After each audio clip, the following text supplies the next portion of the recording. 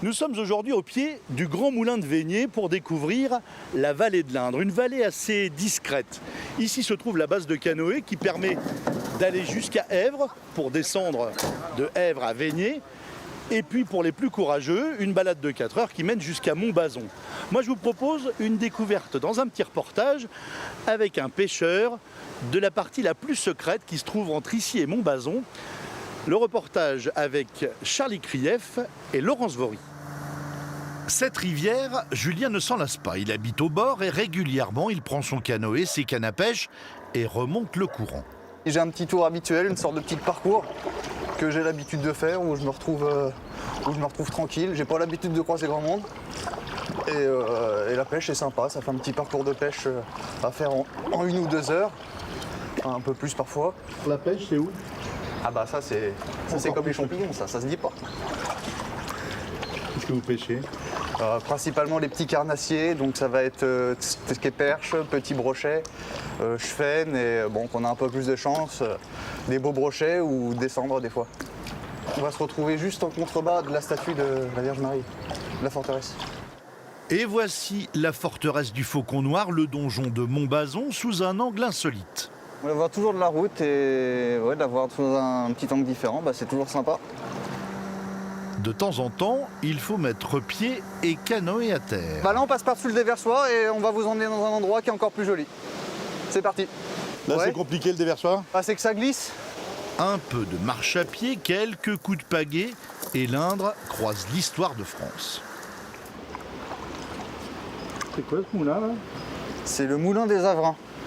On dit qu'à l'époque de Louis XI, il comportait 3 roues, 2 pour le blé, une pour la fabrication des armures, dont celle de Jeanne d'Arc. On aurait pu passer sous le moulin, carrément. Mais ici, c'est plus joli, il y a un super saule pleureur. Pendant que les uns nettoient le fond de la rivière, Julien lance ses lignes et taquine les poissons. Il se cache sous les nénuphars. Vu qu'il fait un peu chaud, il doit être un peu dans le fond ou sur les côtés. En aval, un autre inconditionnel de l'Indre, restaurateur en repos aujourd'hui, s'apprête à mettre son canoë à l'eau, son activité favorite. Mon bonheur, c'est de partir là. Donc, en 20 minutes de pagaie, à peu près, on est au pied du château d'Artigny, qui est juste en face de l'établissement. C'est un lieu vraiment super joli. Et puis, si on est un petit peu plus courageux, on peut remonter jusqu'à Montbazon en 1h30 à peu près. On se retrouve dans des endroits où les arbres sont à fleur d'eau, pas un âme qui vive. On voit les cormorans, les hérons cendrés. Je veux dire, c'est du bonheur de transmettre ce genre de choses à mes enfants. C'est vrai que cette partie de l'Indre n'est pas développée au tourisme, c'est plus, comme vous l'avez vu, un peu plus en amont, à Vaigné et jusqu'à Èvre ou Cormery, mais ici on ne voit pas grand monde sur l'Indre, hein. Il n'y a pas de bouchon. La vallée de l'Indre autour de Montbazon, une rivière discrète où l'on peut suivre le courant et remonter l'histoire.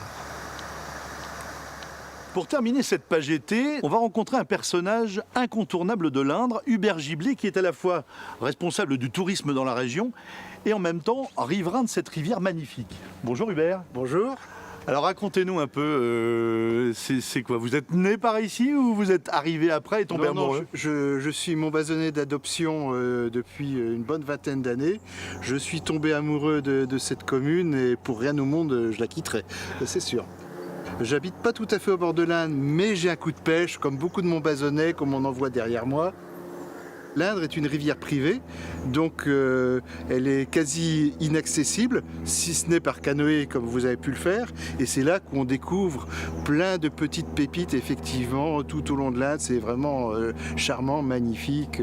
C'est des personnages célèbres qui ont construit tout autour de l'Indre. Là, on a un jardin avec une pagode étonnante. C'est un jardin qui a été conçu par les frères Buller. Les frères Buller, c'est le parc des Prébandatours, c'est le parc de la Tête d'Or à Lyon. Donc c'est des sommités en matière de création de jardin. On a l'impression qu'on est dans une petite, un petit écrin. C'est une bulle, c'est vraiment somptueux. Et puis le calme absolu, ça change à chaque détour de l'Indre, à chaque méandre, c'est vraiment magnifique. Donc j'ai qu'une recommandation à faire, c'est d'aller louer un canoë à la base de Vénier et descendre l'Indre pour découvrir tous ces charmants secrets. Bon, il faut avoir un peu de technique quand même, faut passer des petits rapides. Non, c'est pas trop sportif.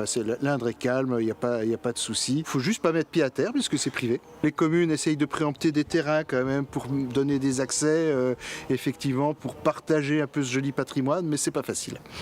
Merci Hubert de nous avoir partagé Mais avec plaisir. ce bel endroit.